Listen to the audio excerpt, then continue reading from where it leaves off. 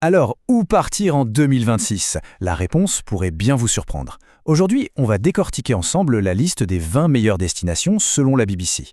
Et vous allez voir, elle nous en dit beaucoup plus que de simples noms de lieux. En fait, elle révèle un vrai changement dans notre manière d'explorer le monde.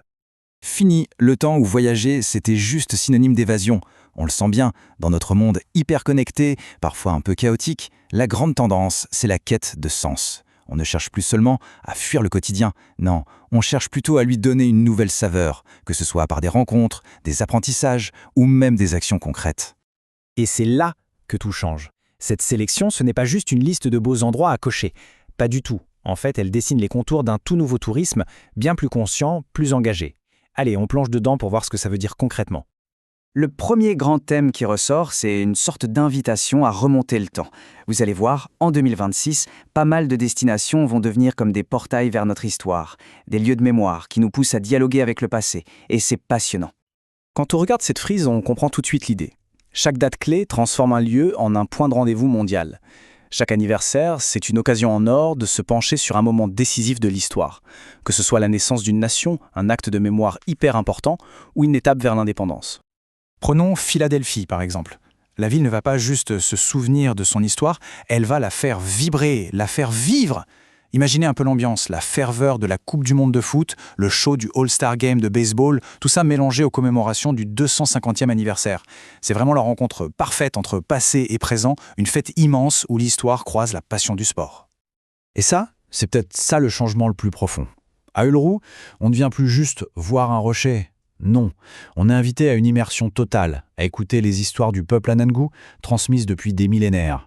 Cette nouvelle rando, elle est symbolique. Le voyage devient un vrai partage, un acte de respect pour une culture authentique. Ce respect pour le passé, pour les cultures, il nous amène tout naturellement à une autre grande préoccupation, la protection de notre avenir, de notre planète. La deuxième grosse tendance pour 2026, c'est donc un tourisme qui se met au service de l'environnement.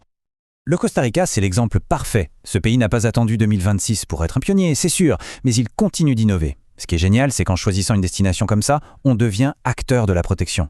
Chaque visite aide concrètement à agrandir le territoire des jaguars ou à sécuriser le passage des requins. Ce qui se passe à Samburu, au Kenya, est tout aussi inspirant. Loin du tourisme de masse, la région a mis en place un modèle où chaque euro dépensé par un voyageur profite directement aux communautés locales. Ça finance des écoles, des projets concrets comme le sanctuaire pour les éléphantos orphelins de Reteti. Bref, c'est un cercle vertueux où tout le monde y gagne. Et cette tendance, elle est partout dans le monde. En Indonésie, même un site aussi connu que Komodo profite d'un anniversaire pour renforcer ses règles de protection. Le message est hyper clair. Avoir accès à ces merveilles de la nature, c'est un privilège. Et avec ce privilège vient la responsabilité de les préserver pour l'avenir. Troisième grand pilier de ce nouveau voyage, le pouvoir de la connexion humaine. De plus en plus, on est invité à devenir des acteurs positifs du changement, à soutenir des lieux qui vivent une véritable renaissance culturelle ou qui se relèvent d'épreuves avec une force incroyable.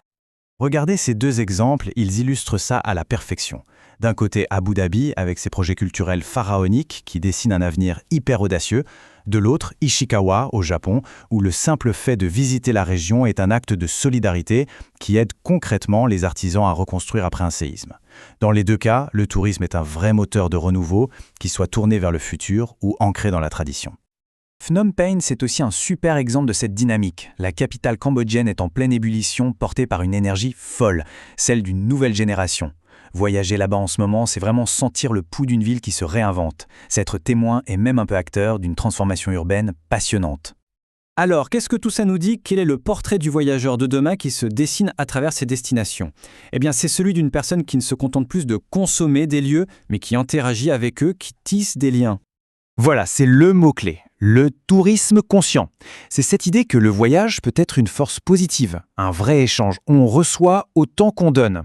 En fait, c'est tout simple, c'est voyager avec le cœur autant qu'avec les yeux.